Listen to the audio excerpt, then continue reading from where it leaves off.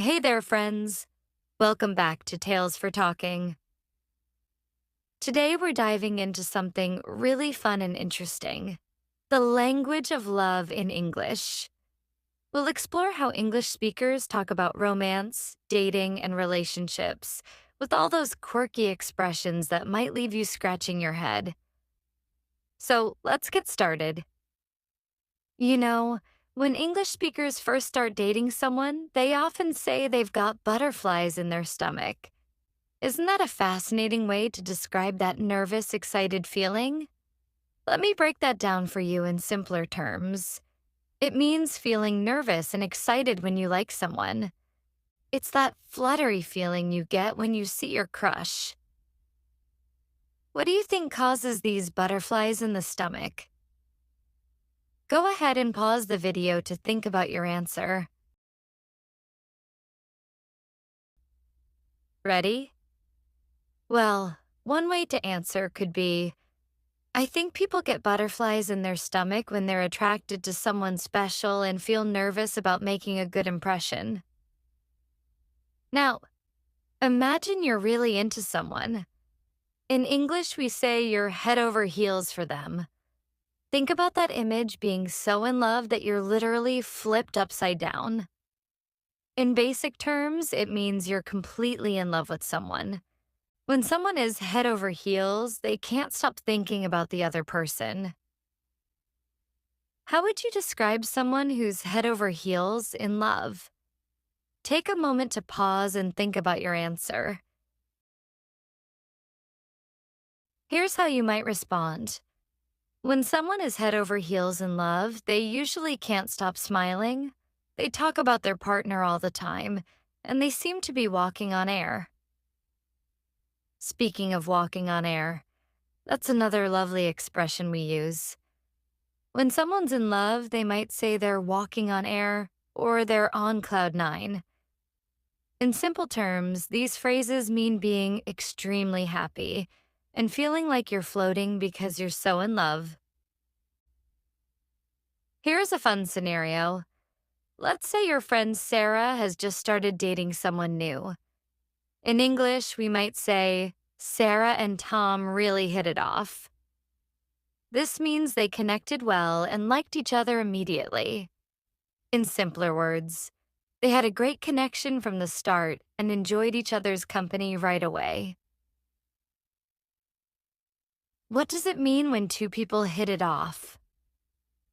Pause the video and try to explain it in your own words.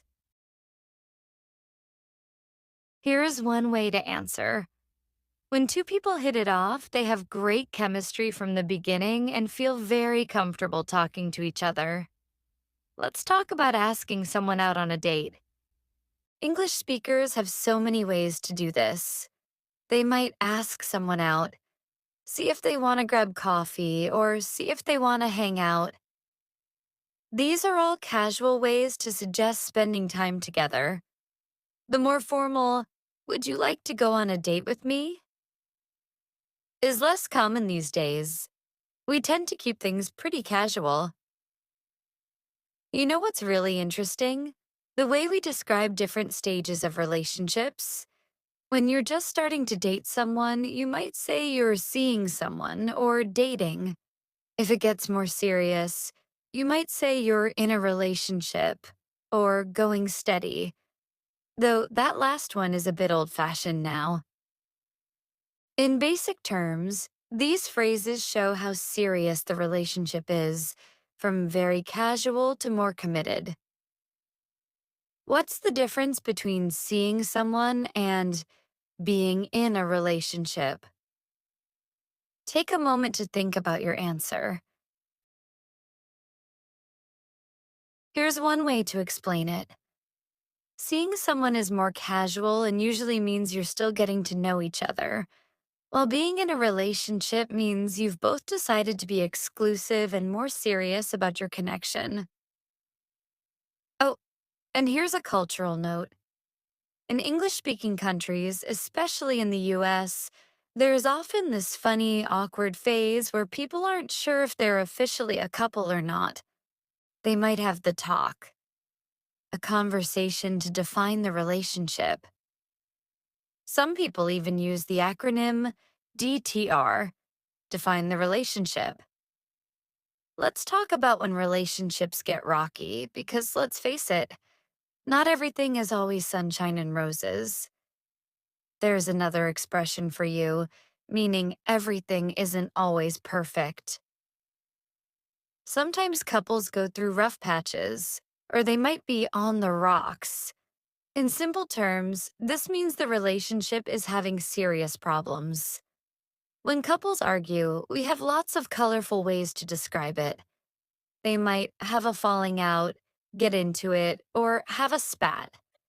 These all mean they had an argument, but with different levels of seriousness. A spat is usually a minor disagreement, while a falling out is more serious. What would you say is the difference between a spat and a falling out? Take a moment to think about your answer.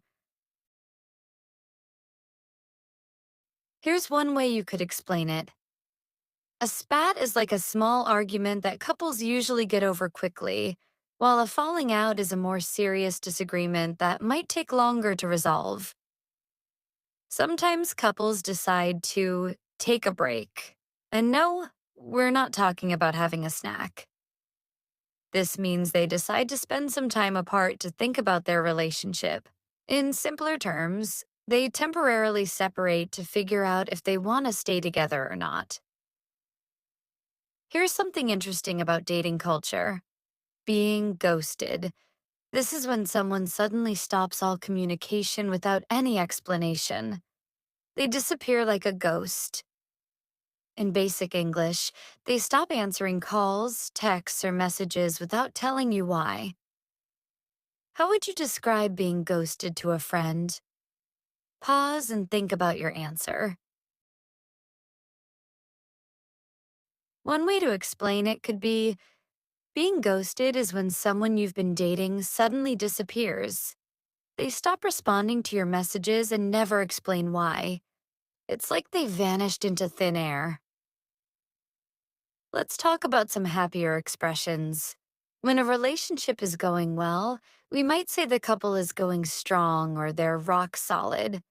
These phrases mean the relationship is stable and healthy. In simpler terms, they're very happy together and their relationship is working well. Here's a fun one. When someone is really romantic, we might call them a smooth operator or say they have game. This means they're good at flirting and romance. In basic terms, they know how to charm people they're interested in. What do you think makes someone a smooth operator? Take a moment to think about it. Here's a possible answer. A smooth operator is someone who knows exactly what to say and do to make their romantic interest feel special. They're confident and charming without trying too hard. And let's not forget about breakups. English has so many expressions for ending relationships: calling it quits, breaking up, splitting up, or even going separate ways. Sometimes people get dumped when one person ends the relationship, or have a mutual breakup when both people agree to end it. After a breakup, someone might need to get back out there, start dating again, or take some time for themselves. Stay single for a while.